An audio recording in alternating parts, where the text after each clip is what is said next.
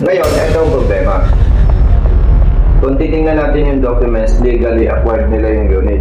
At gusto nila mag-comply. Hinahanap niyo yung dating may-ari.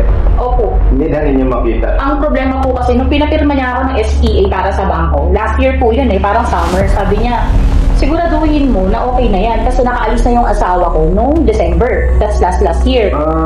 Kasunod na ako ngayong November or October. Hindi, huwag na natin palaki ng kwento. Kasi legally acquired naman at wala yung registered owner. Yung former, Opo, wala. gusto niya nakalin yung transfer of ownership. Dumulog kay Colonel Busita ang mag-asawang nakakuha ng pasalong sasakyan o ikaw na mismo ang magtutuloy ng hulog.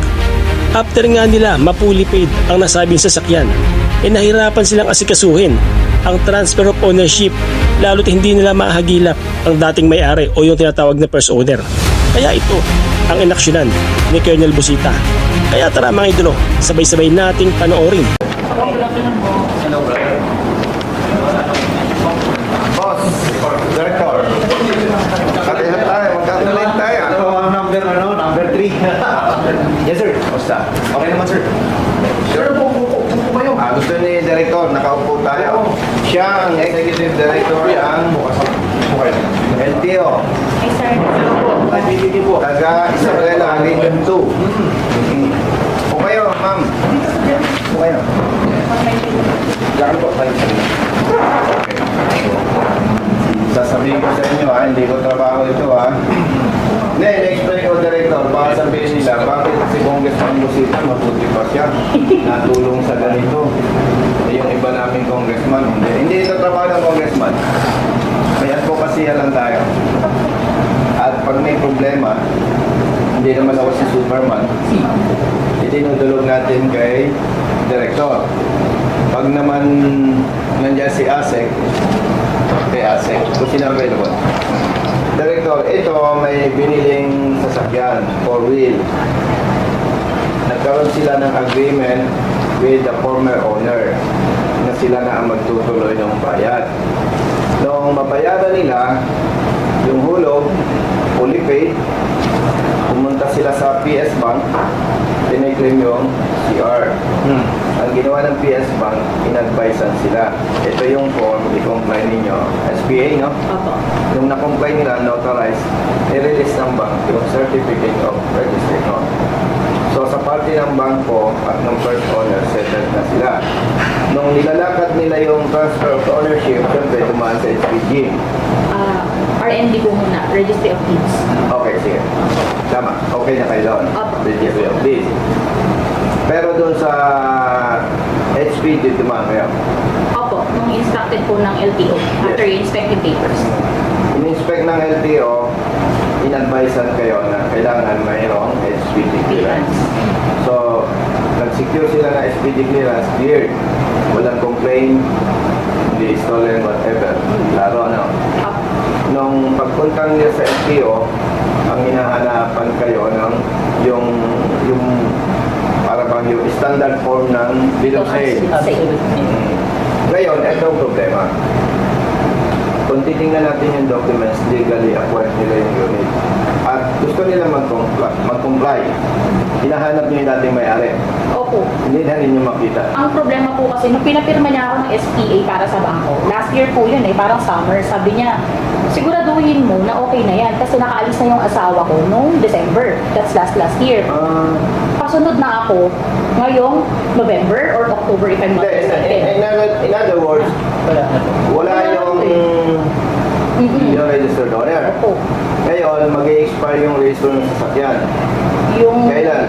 yung register po sa September, pero ito pong HPG, expired na. Hindi, huwag na natin palaki ng kwento. Kasi legally acquired naman at wala yung registered owner. Yung former, Opo, wala. gusto niya nakalin yung transfer of ownership. Pakita natin. Ito po yung Kompletong requirements niya except yung absolute deed of sale, no? Hindi ito sa inyo.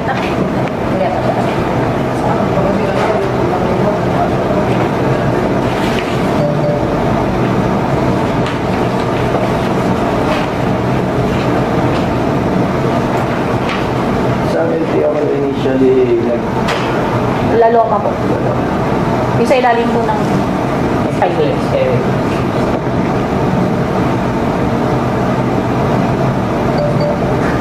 So, hindi naman nare-release ng bangko siyempre ang CR kung hindi fully paid. Opo. At hindi nila i-release yung CR kung wala silang authority from the registered owner. Yun yung sinasabi mong SPA. Opo. Okay na. Ito ang advantage kasi pag nakapwesto, abogado. Pero kung hindi ka abogado, baka bahala ka sa buhay mo. Ano ba? Ay, hindi na naman dinidiscriminate yung hindi lawyer. Kasi ang purpose lang naman ng documents, kaya nire-require kayo para ma-transfer legally. Nawalan sa akin. Nasaan yung dala? Coding po. Body. Saan po kayo? Kami po sa Bulacan po kami umuwi sa San Jose. Di ba sa lalong pa kayo? Yung ano po, yung original CR ba yun? Taga-NCR. Opo, doon daw po talaga pupuntahan. NCR. Yun, ang isa pang problema, no? Ang alam nila, ang alam ng katulad mo, dahil yan ay yung initial registration sa NCR. Kaya ikaw pumunta doon. Yun po yung sabi sa amin. Doon daw. Pwede po yun. Yun ang mali kasi doon. Paano kung taga Davao ka? No? Kasi kung taga Cotabato City ka, pupunta ka pa ng Manila. Gets nyo? Opo. Walang ganong polisiya ang LTO. Ang importante, legal at kompleto ang documents. Simple. Oh. Diba? So, I think, Okay na. Eh? yeah. Saan niyo po gusto mag-process ngayon? Siyempre, kung ako magsasuggest, Bulacan, Tagalong ka eh. Opo. No? Pwede po sa Zabarte. Yun po yung alam namin na, yung sa Novaliches po. Kasi dati po kami taga Novaliches. Hindi ko pa po alam yung Hindi. Pero nagpunta ka na ng dalo. Wigo ba to? Opo. Hindi ba BS to? Uwigo po. Wigo po. Okay. Tawag mo yung Daloma. Registration. Hindi, kasi nakita na nila yung HPG eh. Nakita na nila dati. So kahit expert na to, hindi na nila kasi nagawa na nila eh. Kasi sabi nila kasi hindi, totoo naman, hindi dito change yung title. Dito ba sa event, di ba? Pero meron din ang intent of the parties is to Kasi yan. so pwede na yan. Saka nung in-SPA, kinuha niya pa yung siya pang kumuha doon saan. Tawagan sila ng CVP. Ha? Okay lang sila pupunta. Eh, na-inspect na yung vehicle eh. So, may inspection na lahat. Baka pwede na sila pumunta ngayon doon. O, tara mo si Ben. Okay na. So, okay. Basta may Stop ka na. Nakaharap na ako. Bilis. Base.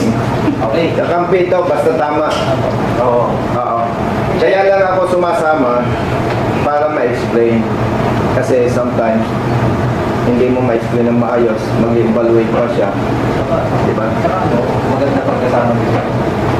Solve na yung problema niyo, may pangyayayan pa. Ito ikwento ko sa inyo maikli na biktima ng revocation ng license, kamag-anak niya. Taga Isabela Guerrero. Guillermo. Kamag-anak niya. Guillermo ang sa mother side niya, Guillermo.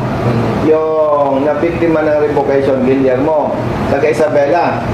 Yung driver ng bus taga Isabela. Kaya sabi no, brother, 100% magkamag-anak. Pero irrelevant naman yung nabanggit ko.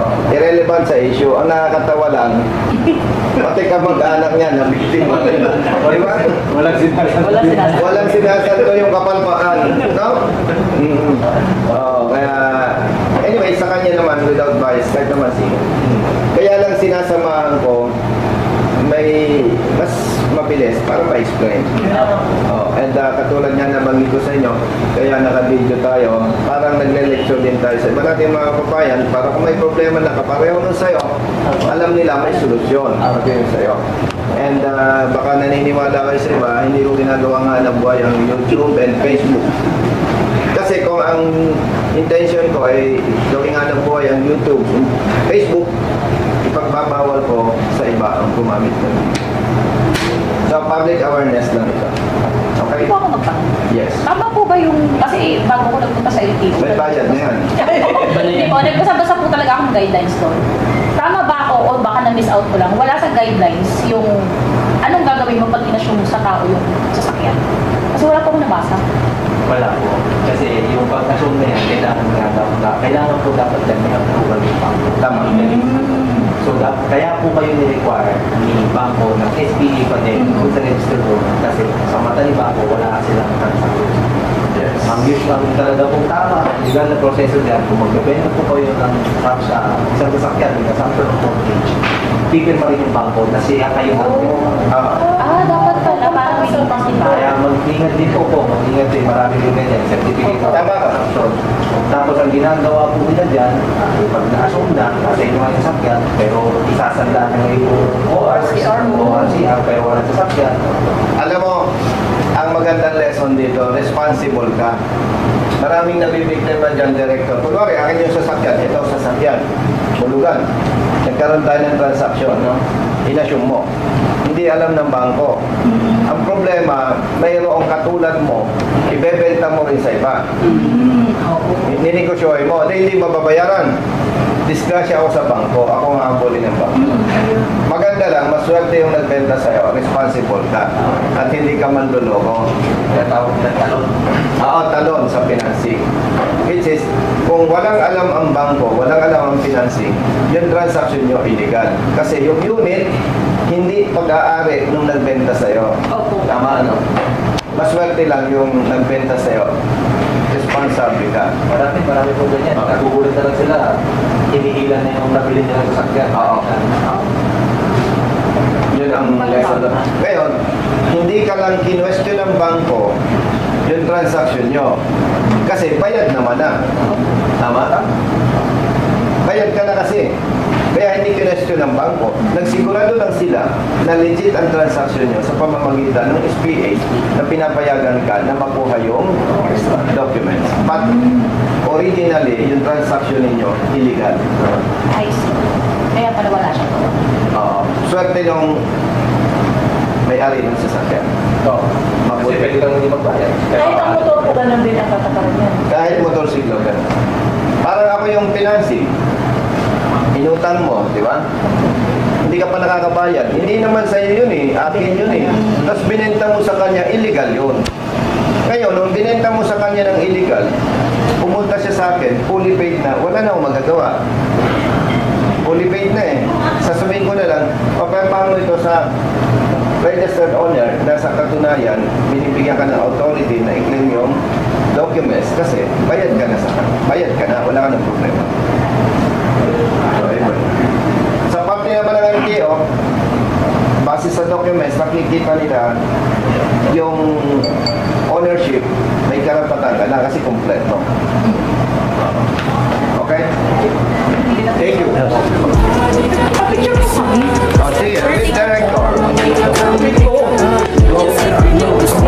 Oh, daming members, no? Kaya yung ating, mabilis ang basic. Brother, sa mga lang. Di ka nag-iisa, basta nasa ka, may kakampi ka.